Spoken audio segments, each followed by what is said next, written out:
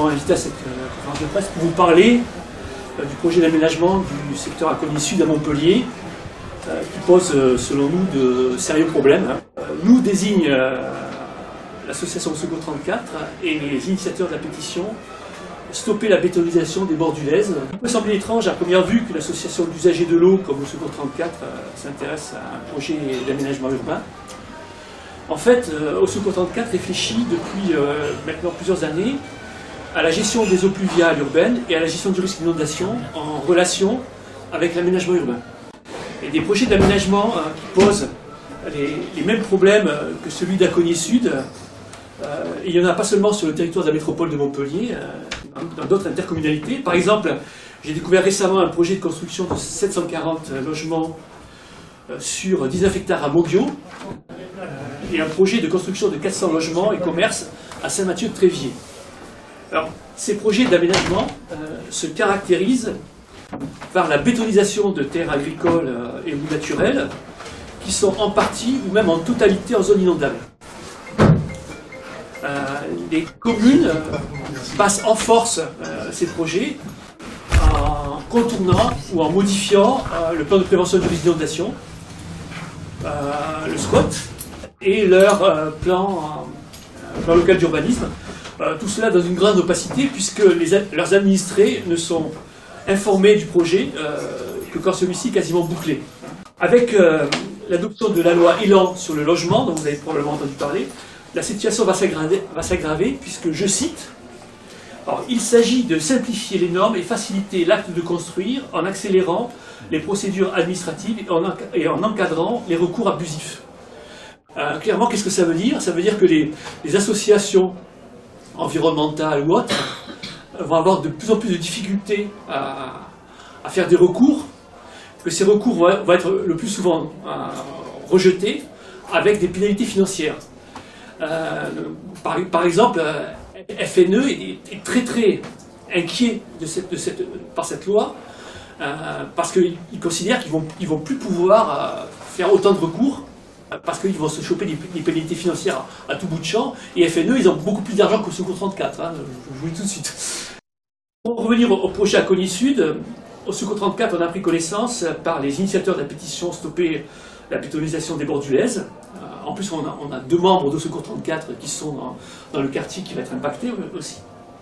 Et nous avons décidé ensemble de médiatiser au-delà de la pétition. Hein, et pour cela, nous avons rédigé un dossier de presse et organiser cette conférence de presse. Alors, je passe maintenant la parole aux initiateurs de la pétition qui vont vous présenter plus en détail le projet Aconnies Sud. Et comme vous allez le voir, ce projet illustre jusqu'à la caricature tout ce qu'il ne faut pas faire en termes d'aménagement urbain. Nous, à l'origine, on s'est inquiété parce qu'on a vu, on a eu connaissance d'une enquête qui a été diligentée par la mairie auprès de la CERM pour faire une étude de projet sur la faisabilité sur ce secteur-là. Donc, ces photos-là, avec ce secteur, ça a été le cahier des charges de CCTP qui a été donné par la mairie. C'est pas nous qui avons dessiné ça. Donc, c'est vraiment l'étude qui a été diligentée par la mairie. Donc, ce quartier-là est censé recevoir 130 à 150 logements. La partie rouge, c'est 1 hectare 2. 1 hectare 2. Voilà. Alors, actuellement, on a, voilà, ici des terrains privés et des terrains qui ont été préemptés au fur et à mesure qu'ils étaient à vendre, parce qu'on ne peut pas faire d'expropriation, parce que c'est pas fait pour faire un objet d'utilité publique. Mais ils ont la priorité sur la vente. Alors pour l'instant, tant que c'est pas mis en vente, on va dire qu'on est à peu près tranquille. Vous voyez ici les zones rouges et les zones roses, c'est le plan de prévention des risques d'inondation.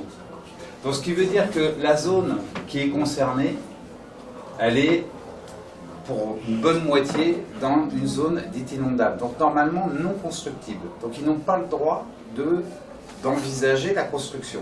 Mais, c'est là où il y a un mais, ils marquent clairement dans l'étude qu'ils envisagent en 2019, parce qu'en 2019 on sera au terme du plan de prévention et d'aménagement des sols. Il va y avoir une révision du SCOT et une révision du PPRI et du PLU. Il marque clairement sur le CCTP que, bon, il n'y a pas de problème, en 2019, on reverra le PPRI et on verra le PLU pour que le projet soit envisageable. Parce qu'à l'heure actuelle, il n'est pas envisageable. Et donc ça veut dire qu'il prévoit déjà de modifier les plans de risque d'inondation. Donc on a du mal à comprendre comment, en un claquement de doigts, ce n'est plus inondable. C'était inondable, ça ne devient plus inondable, donc finalement les 150 logements, on pourra les faire. En fait, à chaque fois qu'ils font un bâti, ils doivent faire une partie drainante.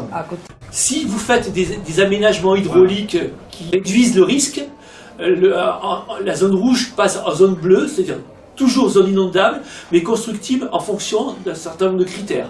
Par exemple, construction sur pilotis, etc. C'est ce qui s'est passé derrière. Et c'est ce qu'ils veulent faire ici. C'est-à-dire qu'en fait, les zones rouges, ils veulent les transformer en zone bleue à travers quelques petits aménagements. On ne sait pas trop lesquels d'ailleurs, parce qu'on est quasiment au bord du l'Est, quoi. Et que vous les bétonnez à outrance, vous êtes obligé de faire des bassins après de rétention.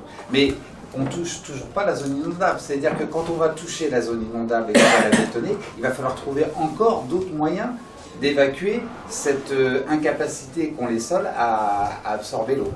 Il faut savoir qu'au niveau du pont, alors il est ici, ils ont construit ici un énorme bâtiment et ils ont percé la nappe phréatique en le faisant. Parce qu'on est vraiment sur une nappe phréatique perchée, c'est ce que tu disais. Donc ils ont dû faire un déversoir derrière la mairie, donc on a le parc, voilà, c'est le bassin d'orage, mais en fait il y a une énorme buse et qui vient déverser le trop-plein de la nappe phréatique directement, parce que ça a été percé au moment de la construction du bâtiment. Hormis le côté des risques d'inondation, je veux bien croire qu'ils ont peut-être la formule magique pour éviter que ça existe. Nous, on est inquiets, c'est aussi sur notre qualité de vie. C'est qu'ici, vous avez une voie verte avec des oiseaux, de tout ce que vous voulez, et puis des joggers tous les week-ends, des enfants qui vont se balader. On est sur un quartier où ce ne sont que des impasses. Donc, il y a des écoles à côté, des enfants, ils vont à pied, c'est sécurisé, il n'y a pas de problème de parking. Et là, du jour au lendemain, en fait, s'ils mettent ici, donc, 150 à 130 logements, ça veut dire que la voie verte que vous voyez ici, c'est 2 voies de circulation. On va remonter après au niveau des jardins, et donc tout notre quartier n'est plus en impasse, mais ça ne sera que des voies de circulation. Les problématiques de parking, c'est ce qu'on disait, c'est que si c'est du parking inondable, qu'est-ce qu'on fait de 130 à 150 logements? Potentiellement, c'est 200 voitures. C'est ça. 200 voitures. Je ne sais pas trop où on les met actuellement. Est-ce qu'on va nous mettre des parkings payants parce qu'on n'arrivera plus à circuler dans le quartier? C'est une vraie problématique. Et puis de qualité de vie. Ces facteurs-là qui nous ont fait réagir, on a créé Change.org, donc qui était la pétition qu'on a fait en ligne, et puis aussi une pétition papier qu'on a fait signer au moment de la ZAT. Je ne sais pas si tout le monde voit ce que c'est, la ZAT, c'est la zone artistique temporaire, où ils avaient fait passer le cheminement des dominos justement sur ce beau passage. Donc on a fait signer les gens en leur disant, bah, voyez, là c'est beau, c'est bien, vous passez un bon dimanche, et bah, potentiellement ça sera une rue. Donc on a recueilli jusqu'à présent 1700 signatures sur Change.org et plus de 500 signatures papier signées. Donc tout est ici. On a essayé de les remettre à la mairie. J'ai écrit à la mairie pour savoir si on pouvait avoir un rendez-vous, pour discuter du projet et puis leur remettre les signatures pour leur montrer que... Bah, donc 2300 signatures, c'est clair que c'est pas que les gens du quartier. Hein. C'est tous les riverains autour, c'est les gens qui se baladent régulièrement, les joggers, les cyclistes. Et donc la mairie nous a répondu par un courrier un peu laconique, en nous disant, mais bon, il n'y avait pas lieu de les rencontrer, parce que pour l'instant, c'est même pas un projet, c'est juste une étude de faisabilité d'un projet éventuel. Voilà, on rajoute plein de superlatifs. Et puis, si jamais l'étude devenait concluante, dans ce cas-là, il ferait une enquête publique, voilà. Et donc dans ce cas-là, il serait temps de se manifester et voire de se monter en association. Sauf que ça sera trop tard. Sauf que, voilà, c'est le risque, c'est que Parce que l'enquête publique, en général, ne remet pas en cause fondamentalement le projet, parfois un petit peu à la marge, mais tout juste.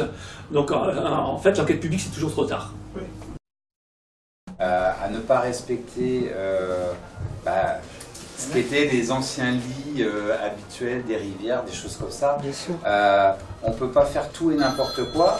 On est conscient que la ville de Montpellier s'accroît, qu'il va falloir aussi trouver des possibilités de logement, mais il faut qu'on arrive à trouver des possibilités de logement qui ne soient pas, qui s'inscrivent dans la durabilité, dans la qualité de vie des Montpelliérains. Nous, on a demandé une concertation publique préalable, parce que là, on est en amont de l'enquête publique, et c'est un moyen, on va dire, un peu plus efficace de bloquer le projet. Alors, pour en revenir à l'enquête publique, effectivement, de temps en temps, il y a des avis défavorables. Mais si je prends par exemple un exemple caricatural, c'est celui du projet immobilier des Hauts-de-Latte, que plusieurs problèmes avec l'enquête publique. D'une part, les commissaires enquêteurs ne sont pas tous très indépendants. D'autre part, même quand ils donnent des avis défavorables, c'est un avis consultatif, donc on peut ne pas, le porteur de projet peut ne pas en tenir compte. Construire comme ça, densifier, sans construire des écoles à côté, sans construire des voies aussi et des parkings pour les voitures, c'est complètement aberrant. C'est complètement aberrant. Et alors, cette école André Malraux, je suppose qu'elle a dû être construite dans l'urgence. Justement, parce que c'est après avoir construit des logements que, ah ben oui, il faut peut-être des écoles. Et il y a elle a 3 ans, hein. Il y a des fissures entre les salles de classe et les couloirs de plusieurs centimètres. Ils ont changé récemment toutes les serrures des portes de salles de classe, parce que ça ne fermait plus. Tout bouge. On a rencontré, il y en a un couple qu'on a rencontré, je crois, qui ne sont pas vendeurs de toute façon pour l'instant. Sauf s'il y a un promoteur qui arrive, qui avance une certaine somme d'argent. Voilà, je crois qu'il y en a un qui a vendu. Il faut quand même que la personne soit vendeuse. Donc, et la mairie ne peut pas racheter plus cher que le prix du marché quand même. Ah bon? Ah, normalement non. Si la mairie doit préempter, c'est pas le promoteur qui achète. Le promoteur ne peut pas acheter. Parce que j'ai envie de faire du béton, j'enlève le PPRI, parce que ça c'est une vraie stupidité. Et puis aussi, un peu de poumon vert, un peu de poumon vert. Juste un mot sur l'urbanisation à Montpellier. Toute la rive gauche du Lez est en construction actuellement, quoi. Et sur des surfaces qui sont très largement supérieures à cette petite zone. Donc pourquoi ils veulent aussi urbaniser sur cette petite zone? Pour moi, il y a deux raisons qui sont liées l'une à l'autre. C'est d'une part, ils ont la propriété d'un certain nombre de terrains, ils veulent les rentabiliser, tout bêtement. Et d'autre part, parce qu'ils considèrent l'activité économique de la ville, faire fonctionner le BTP et les promoteurs immobiliers, c'est un plus. Et donc, tous les endroits où ils pourront construire et où ils ont des terrains, ils le feront, quoi. Nous, on travaille maintenant depuis quelques années sur la question de la gestion du pluvial et sur la gestion du risque d'inondation. Là aussi, on est en partie en zone inondable. On est une association d'usagers de l'eau, mais on a aussi une réflexion environnementale, quoi. Important de maintenir les vertes, des corridors de biodiversité dans une ville comme Montpellier qui en est largement dépourvue, quoi. Il y a un béton, pardon. L'amont de la rivière, et ben, tout le fluvial va sur l'aval. Et sur l'aval, c'est les communes de Pérol, Latte, jusqu'à Palavas. Ce n'est pas le risque d'inondation, il me semble, à l'échelle d'un quartier, qui fait fuir les gens, un quartier. Parce qu'on pense que ce sera toujours pour d'autres et plus tard. À l'inverse, ce qui est frappant dans notre quartier, mais tout se rejoint, parce que c'est bétonisé, donc c'est imperméabilisé, et après évidemment les eaux de sécurité. plus. Ce qui est frappant à l'heure actuelle, et avant même qu'on ait construit ces logements, et éventuellement toutes les infrastructures, il n'y a pas que loger, il faut aussi accueillir les enfants dans les écoles, il faut peut-être aussi créer des salles de réunion, parce que vous voyez, nous venons à la Gazette parce qu'on n'a rien dans notre quartier, hein, donc c'est les immeubles à côté des autres. Mais ce qui est frappant maintenant, c'est que du point de vue de la circulation, c'est d'ores et déjà sursaturé. Complètement sursaturé, la qualité de l'air compte aussi, la liberté de circulation, ça compte énormément. Imaginez quand vous allez avoir les logements. Et le pont André Lévy, qui est actuellement extrêmement embouteillé. Donc ce qu'ils veulent créer, c'est pas tellement loger les gens, parce que faire passer les deux voies, là, le long du Lez, là où vous promenez le chien, le toutou, les enfants en ce moment, ils le font passer dans le lotissement, et ça va arriver rue Edmond-Allais, c'est pour désenclaver un peu ce pont et les prolongements, à mon avis, c'est pour faire circuler les voitures, un peu plus, qui viennent de la route de Carnot. Le projet peut être validé et construire effectivement une route et remettre à plus tard les logements, tant que pour l'instant les bâtiments, les maisons ne sont pas vendues. Ils peuvent éventuellement détruire le chemin arboré sans toucher aux maisons, juste pour faire une voie de circulation, ce qui détruirait l'écosystème qu'il y a le long du Lez, juste pour créer une voie de circulation. De faisabilité de 130 à 150 logements. C'est marqué. Plus voirie. À aucun moment n'a été étudiée la possibilité, à votre connaissance, de faire un espace vert. Pas du tout. La seule chose qu'ils disent dans le CCTP, c'est qu'ils vont essayer de respecter au mieux les enjeux biodiversité, etc. quoi. Nous, on est inquiets pour le respect du PPRI, la modification du PLU qui est fait a priori juste pour créer du logement dans des endroits où il y en a déjà quand même beaucoup, et puis ça crée quand même énormes perturbations pour les riverains et ça nuit énormément à la qualité de vie. On a un gros doute sur la capacité d'absorber toute la circulation et le parking, parce que ça fait 200 voitures et franchement je ne sais pas trop où ils vont les mettre pour l'instant. Toute la rive gauche a été bétonnée. Si on peut laisser un peu de rive droite avec un peu de verdure, ça serait pas mal, quoi. Et on veut vraiment s'inscrire comme un interlocuteur avec la mairie. Si la mairie veut bien parler avec ses habitants, ça serait peut-être pas mal. Donc, ce qu'on a voulu faire, c'est essayer d'alerter les médias tant que possible. Je pense que les médias, je pense que la mairie lit l'ensemble des médias qui sortent et qui la concernent. Si ça peut les alerter en se disant tiens, ça commence à bouger. 2300 signatures, ça peut peut-être commencer à les faire réagir en se disant on peut peut-être pas faire n'importe quoi. On est à 2 ans des élections municipales.